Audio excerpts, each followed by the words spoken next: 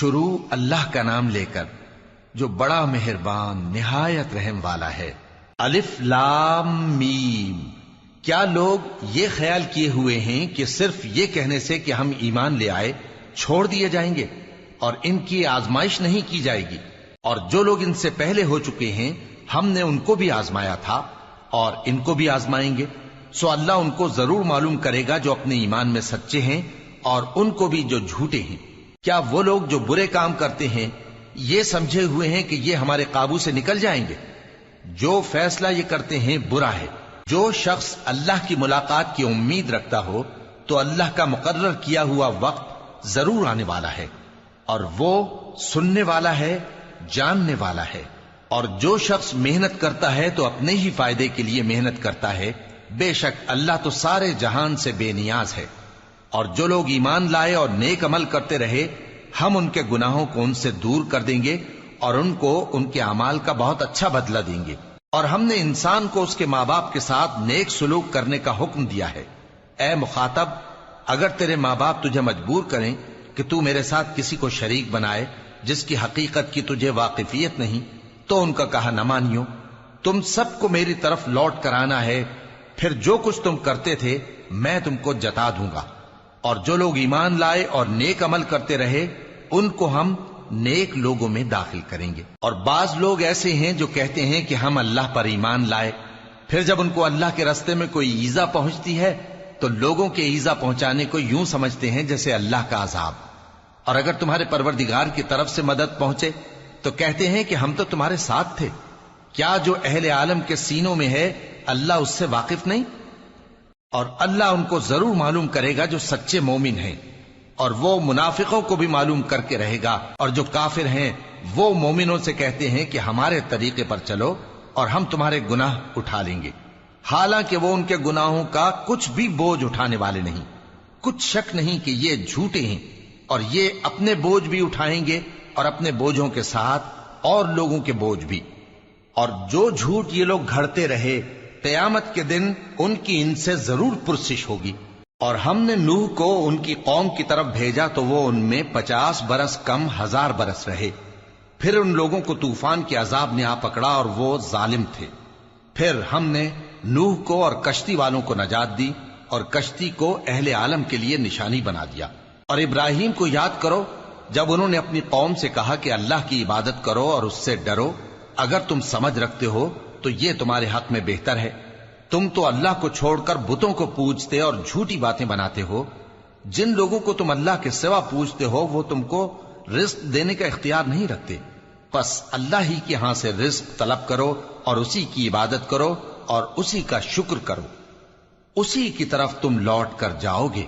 اور اگر تم جھٹلاتے ہو تو تم سے پہلے بھی امتیں اپنے پیغمبروں کی تکذیب کر چکی ہیں، اور پیغمبر کے ذمے کھول کر سنا دینے کے سوا اور کچھ نہیں۔ کیا انہوں نے نہیں دیکھا کہ اللہ کس طرح خلقت کو پہلی بار پیدا کرتا ہے پھر کس طرح اس کو دوبارہ پیدا کرے گا؟ یہ اللہ کو آسان ہے۔ کہہ دو کہ ملک میں چلو پھرو اور دیکھو کہ اس نے کس طرح خلقت کو پہلی دفعہ پیدا کیا ہے، پھر اللہ ہی دوسری بار بھی پیدا کرے گا۔ بے شک اللہ ہر چیز پر قادر ہے۔ وہ جسے چاہے عذاب دے اور جس پر چاہے رحم کرے، اور اسی کی طرف تم لوٹائے جاؤ گے۔ اور تم اس کو نہ زمین میں عاجز کر سکتے ہو نہ آسمان میں، اور نہ اللہ کے سوا تمہارا کوئی دوست ہے اور نہ مددگار۔ اور جن لوگوں نے اللہ کی آیتوں سے اور اس کے سامنے حاضر ہونے سے انکار کیا وہ میری رحمت سے نا امید ہو گئے ہیں اور ان کو درد دینے والا عذاب ہوگا۔ تو ان کی قوم کے لوگ جواب میں بولے تو یہ بولے کہ اسے مار ڈالو یا جلا دو، مگر اللہ نے ان کو آگ میں جلنے سے بچا لیا۔ جو لوگ ایمان رکھتے ہیں ان کے لیے اس میں نشانیاں ہیں۔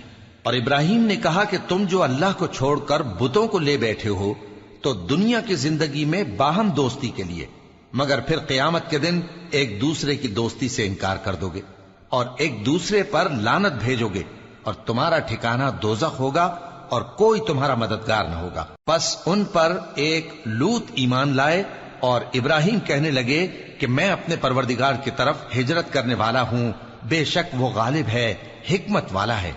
اور ہم نے ان کو اسحاق اور یعقوب بخشے اور انہی کی اولاد میں پیغمبری اور کتاب رکھ دی، اور ان کو دنیا میں بھی ان کا صلہ عنایت کیا اور وہ آخرت میں بھی نیک لوگوں میں ہوں گے۔ اور لوط کو یاد کرو جب انہوں نے اپنی قوم سے کہا کہ تم عجب بے حیائی کے مرتکب ہوتے ہو، تم سے پہلے اہل عالم میں سے کسی نے ایسا کام نہیں کیا۔ کیا تم مردوں کی طرف مائل ہوتے اور راہزنی کرتے ہو اور اپنی مجلسوں میں ناپسندیدہ کام کرتے ہو؟ تو ان کی قوم کے لوگ جواب میں بولے تو یہ بولے کہ اگر تم سچے ہو تو ہم پر عذاب لے آؤ۔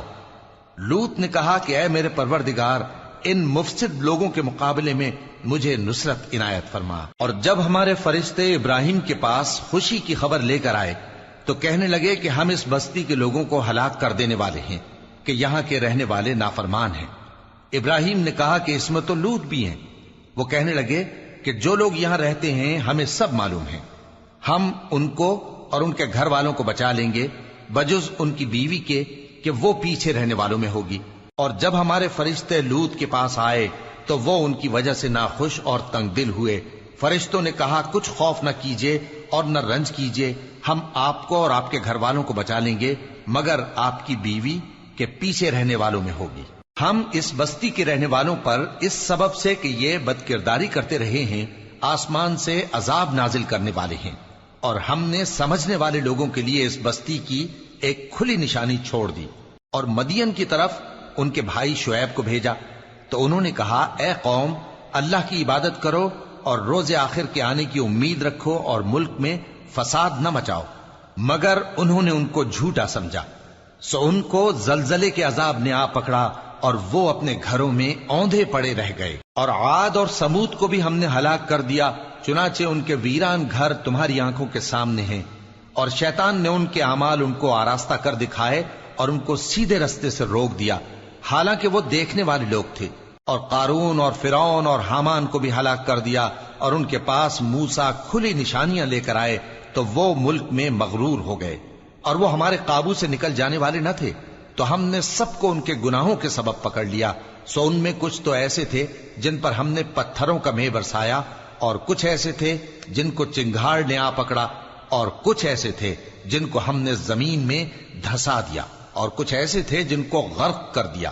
اور اللہ ایسا نہ تھا کہ ان پر ظلم کرتا، لیکن وہی اپنے آپ پر ظلم کرتے تھے۔ جن لوگوں نے اللہ کے سوا اوروں کو کارساز بنا رکھا ہے، ان کی مثال مکڑی کی سی ہے کہ وہ بھی ایک طرح کا گھر بناتی ہے، اور کچھ شک نہیں کہ تمام گھروں سے کمزور مکڑی کا گھر ہے۔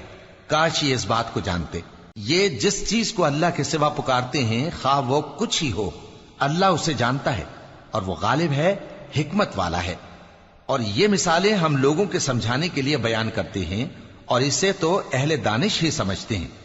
اللہ نے آسمانوں اور زمین کو حکمت کے ساتھ پیدا کیا ہے، کچھ شک نہیں کہ ایمان والوں کے لیے اس میں نشانی ہے۔ اے نبی، یہ کتاب جو تمہاری طرف وحی کی گئی ہے اس کو پڑھا کرو اور نماز کے پابند رہو، کچھ شک نہیں کہ نماز بے حیائی اور بری باتوں سے روکتی ہے، اور اللہ کا ذکر سب سے بڑا ہے، اور جو کچھ تم کرتے ہو اللہ اسے جانتا ہے۔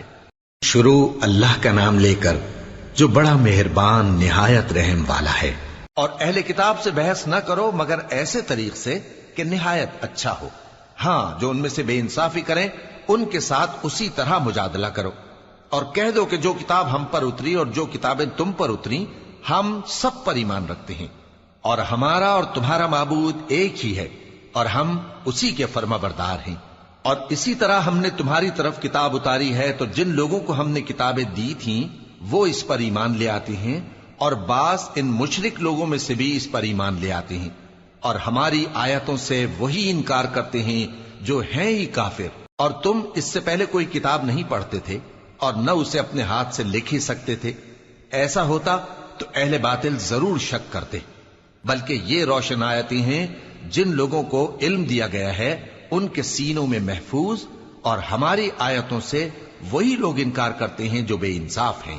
اور کافر کہتے ہیں کہ اس پر اس کے پروردگار کی طرف سے نشانیاں کیوں نازل نہیں ہوئیں؟ کہہ دو کہ نشانیاں تو اللہ ہی کے پاس ہیں، اور میں تو کھلم کھلا خبردار کرنے والا ہوں۔ کیا ان لوگوں کے لیے یہ کافی نہیں کہ ہم نے تم پر کتاب نازل کی جو ان کو پڑھ کر سنائی جاتی ہے؟ کچھ شک نہیں کہ مومن لوگوں کے لیے اس میں رحمت اور نصیحت ہے۔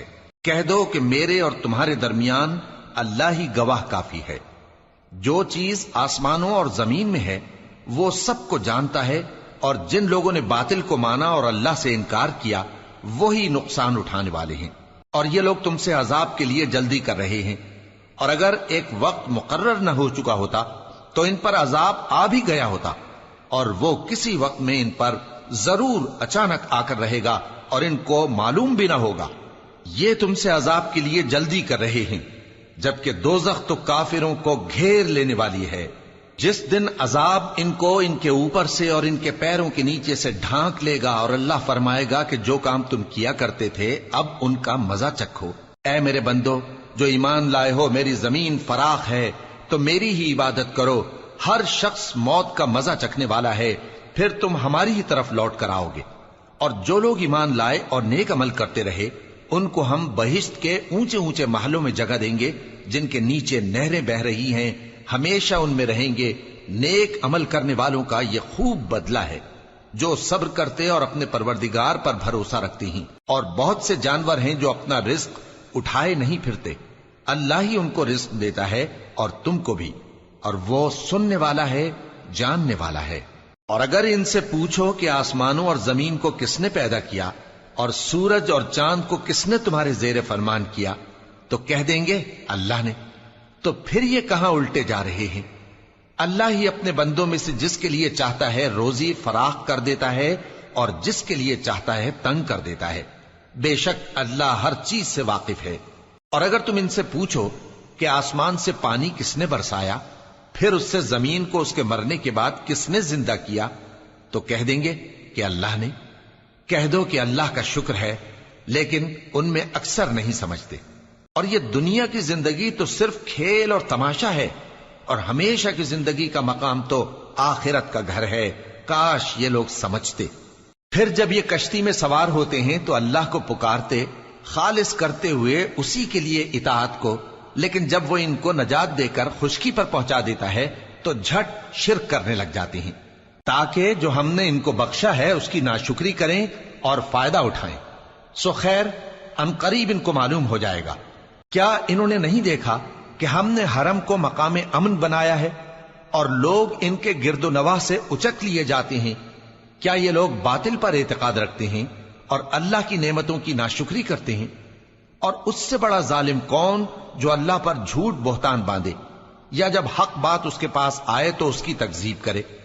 کیا کافروں کا ٹھکانہ جہنم میں نہیں ہے؟ اور جن لوگوں نے ہمارے راستے میں محنت کی ہم ان کو ضرور اپنے رستوں پر چلا دیں گے، اور اللہ تو نیکوکاروں کے ساتھ ہے۔